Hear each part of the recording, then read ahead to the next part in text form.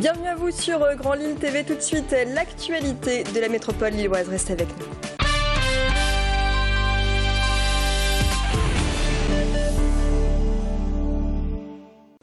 À l'approche de l'hiver, les collectifs et associations de soutien aux Roms redoublent leurs actions pour tenter de trouver rapidement des solutions de relogement durable pour les familles qui vivent sur des terrains vagues. Le collectif de soutien aux Roms rencontrait hier le maire d'Élem. Objectif, s'assurer du bon déroulement des travaux du village d'insertion. C'est là que s'installeront début décembre 5 familles. Du côté de la municipalité comme des associations, il s'agit de permettre la meilleure cohabitation possible entre riverains et Roms. Toujours dans la métropole lilloise, à Los, le maire souhaite installer un terrain sur le site de l'ancienne prison pour héberger les familles roms. Ce sujet a fait débat hier soir au conseil municipal, conseil qui a d'ailleurs dû être suspendu et qui a attiré bon nombre de riverains opposés au projet. À Los, près d'une vingtaine de familles roms se sont installées sur un terrain vague il y a plus de 2 ans. Les discussions devraient se poursuivre, mais le dialogue semble difficile.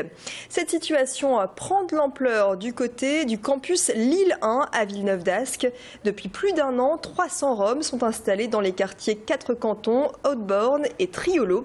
Résultat, la tension se fait sentir notamment auprès des étudiants. Les plaintes des habitants se succèdent. Le maire de Villeneuve-d'Ascq évoque même un climat, je cite, de guerre civile. Gérard Caudron en appel au gouvernement, il vient d'adresser une lettre au ministre de l'Intérieur. À l'université, on le sent bien, à la limite de l'explosion. Toutes les semaines, il y a des agressions. Toutes les semaines, je suis interpellé et j'ai connaissance de dépôts de plainte. Et donc, je dis, faisons attention, halte là, agissez, monsieur le ministre et monsieur le préfet, avant qu'il y ait un drame. Le jour où il y aura un drame, on dira « mais pourquoi vous n'avez rien dit, pourquoi vous n'avez rien fait ?» Moi, j'essaie de faire mon travail.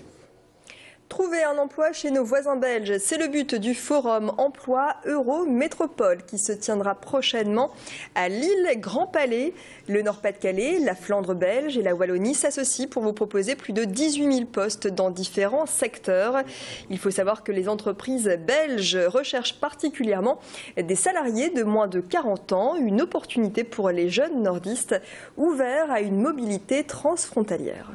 C'est vraiment un forum de recrutement où seront présentes des entreprises françaises en grand nombre, des entreprises wallonnes et des entreprises flamandes et une entreprise québécoise. Donc ce n'est pas exclusivement réservé aux transfrontaliers. Néanmoins, les avantages qui existent actuellement, c'est des grilles de salaire qui sont plus importantes et un certain nombre de primes qui sont plus conséquentes en Belgique. Ce qui fait qu'effectivement, il existe dans la plupart des cas une différence salariale et un avantage à travailler en Belgique. Et le forum Emploi Euro Métropole se déroulera mardi entre 10h et 17h à Lille Grand Palais. Toujours au sujet de l'emploi, les premiers contrats d'avenir ont été signés il y a quelques jours dans la métropole lilloise, en présence notamment du ministre du Travail, Michel Sapin, qui avait fait le déplacement pour l'occasion. Dans la région, le taux de chômage des moins de 25 ans s'établit à 19%.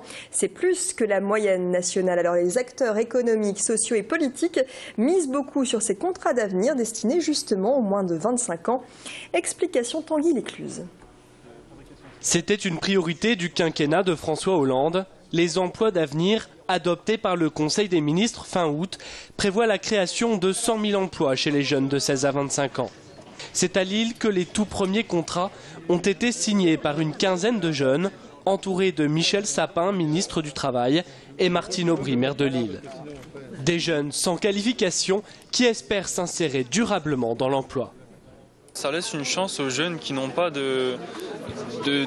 d'expérience ou bien très peu. Parce que de nos jours, quand tu passes un entretien, on te demande d'avoir des diplômes, on te demande d'avoir de l'expérience, alors que l'expérience, bien entendu, il faudrait déjà avoir un emploi pour pouvoir l'acquérir. L'opposition critique ce dispositif et le compare aux emplois jeunes voulus par Lionel Jospin en 1997. Ciblés principalement sur les jeunes peu qualifiés, ces contrats aidés ont pour objectif de donner une formation reconnue à tous ces jeunes. jeunes. Ici, beaucoup de gens souffrent, et notamment beaucoup de jeunes non qualifiés souffrent du chômage, comme vous le savez. Et puis, nous sommes, pour le gouvernement, l'emploi, c'est la priorité numéro 1, donc pour nous aussi. Au début, l'idée, c'était on va faire ça à partir du début de 2013. Et c'est tellement une urgence que de répondre à cette situation insupportable de jeunes au chômage, en ayant énormément de difficultés à rentrer dans l'emploi, qu'on a commencé encore plus vite et encore plus tôt. Des emplois essentiellement réservés au secteur public. À Lille, les premiers emplois d'avenir concernent les emplois verts, la sécurité, la médiation sociale et le cadre de vie. Un mot de culture et de musique avec cette action qui mêle culture et solidarité. Le festival Le Père Noël est-il un rocker se poursuit. Le principe, amener un jouet neuf en guise de droit d'entrée. Jouets qui seront remis aux enfants des centres sociaux. D'année en année, le festival prend de l'ampleur et se fait un nom. N'hésitez pas à vous renseigner sur ce festival et sur la programmation. www.pernorock.com. Restez avec nous sur Grand Lille TV.